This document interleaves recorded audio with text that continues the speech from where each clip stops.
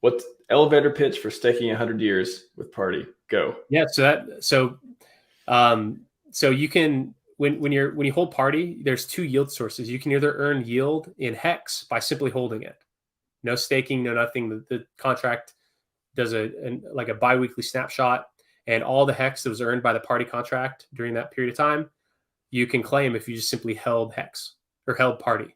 So that's Party holding Party liquid. You can choose to stake your Party, which burns the Party. And by doing that, you are not earning the liquid because you're not included in that liquid Party snapshot. You're not earning Hex yield today. Instead, you are growing the amount of Party you have for tomorrow. So you can choose the length of your stake, and it goes from 1 day to 36,500 days. That is 100 years. So there is a Party staking system that you can max it out. And when you stake your Party, there's no early end staking. Staking Party is a serious commitment. And when you stake Party, you can actually determine exactly how much you'll earn. It's kind of like Hedron, where once you know the T-shares you have in the days, you at least know a minimum that you can earn. There's things with the ASMR bonus and stuff like that that change that. But with staking Party, you actually can calculate. And I published an article detailing the detailed math, which I'll just send in the private chat. But so the max length stake with Party is 100 years. And what that comes out to is that a 100-year stake is basically getting 4.7% annually compounded interest. So the maximum inflation of Party, which would be if 100% of the supply was staked for 100 years, the annualized inflation would be about 4.7%. So a little bit higher than Hex's max possible inflation of 3.69%.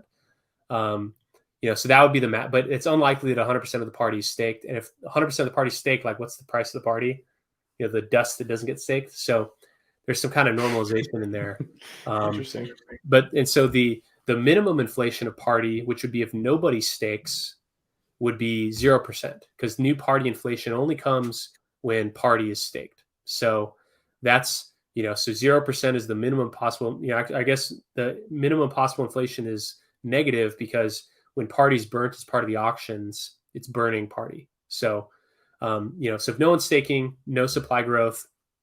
If 100% of the supply was staking at the minimum, was doing basically a 1 day revolving stake ladder, where it's every day it's staking 1 day, repeating, the annual supply inflation would be about over a 2-year period, it would average out to be it would be about 2.3%, but actually maybe half of that because of the way that the day starts and ends. Like if you were to repeat a 1 day stake, your stake is serving for half of a year because every other day is like a buffer day. So, so the actual inflation of Parties can be quite low, and it's delayed because of the staking. And so, for like the part of it, so you can kind of toggle around there. But having that type of inflation schedule, what it does, it makes longer pay much better. So like the difference between like 20 years and like 30 years, the APY difference is not very high, but the difference between like 60 years and 80 years, that's quite high. So longer pays dramatically better. But because there's no early end staking, and it like that inflation is very much delayed, the Party supply, it has that nice balance where like over about 100 years was set pretty carefully too, because that's like, like what year was your grandpa born in? Thinking which one? I don't know. Let's say like 1932. Okay, so almost 100 years from now. You know, my grandpa was maybe I was kind of, because my grandpa was 100. He lived to 100. Wow. And so, you know, it's like, you know, your grandpa, your parent, and then you. So like, you know, the life's like 100 years is kind of in that like 3 generation, like you and your grandpa experienced the 100-year window roughly. Right. And so, um, you know, kind of multi-generational thing was kind of important there. I mean, this model, there really is no limit. Like I declared a limit on the staking length, but it doesn't need to be, because it's a deterministic yield where you can calculate how much you're going to earn explicitly.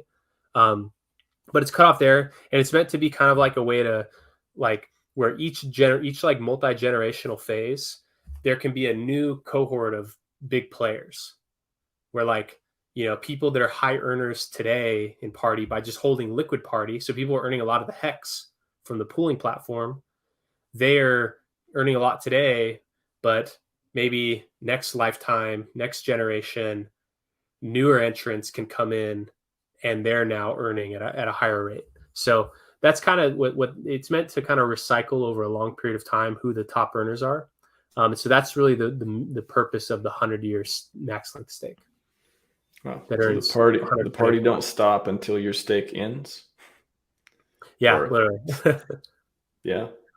Or the party don't start till your stake ends. Now the party don't start till my stake ends. I see there's some that could be a new hit single from Dip Catcher Radio, everyone. What's happening? Got the glasses, got my shirt on though this time. Great segue. OG3 says, so Lambo for my grandkids. That's what we're trying to do for you, sir. That's what we're trying to do. Like it. 100 extra bag in 100 years. Which is actually, so it's pretty, because it's, if you think about what would your, like, if you're, well, what, like the hex inflation over a 100-year period, the hex supply is scheduled to increase to, I think it's like 35x. So if it's 3.69 per year, so let's assume that you're doing your math starting after year 15. Because right now there's this phenomena of delayed inflation.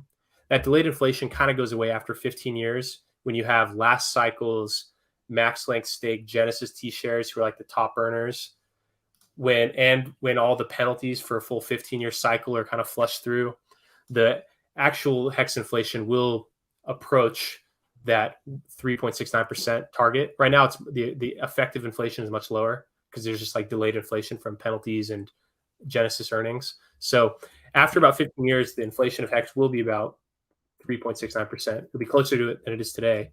And so if you raise that 1.0369 to 100, comes out to 37. So in 100 years, the hex supply is going to be about 37 times larger than it is today. And so, you know, because Fud my bags again, man. Fud my bags again. You know, but everyone's growing together. So it's like, you know, if you're a above average staker, you experience no inflation because your piece of the pie grew. If your piece of the pie grows by 37x in 100 years, then that means that your piece of the pie remained constant. So you weren't impacted by that inflation. And so it's kind of similar phenomena here where the max inflation that it could grow by over a 100-year period is 100x, but that's assuming everyone max length stakes a 100-year party, which could happen. I don't think so. It remains to be seen what that is compared to hex. But there is some number of like an average stake length that would cause the party supply to grow in lockstep with the hex long-term supply. So 90-year average stakes for party. We could see. RG3 said what their shit is. Well, we didn't say what they could do with their party. They could buy Lambos and just buy like 20 Lambos. You never know. Yeah, I guess, you know, just if you be there for them, maybe they have, and be there for their parents, then maybe that increases the chances that they're not. But who knows these days? These public schools. Exactly. You got to write some notes and make sure there's people that give them the information. Like, don't, you know, I don't want to tell you how to party, but here's some ideas. Maybe that.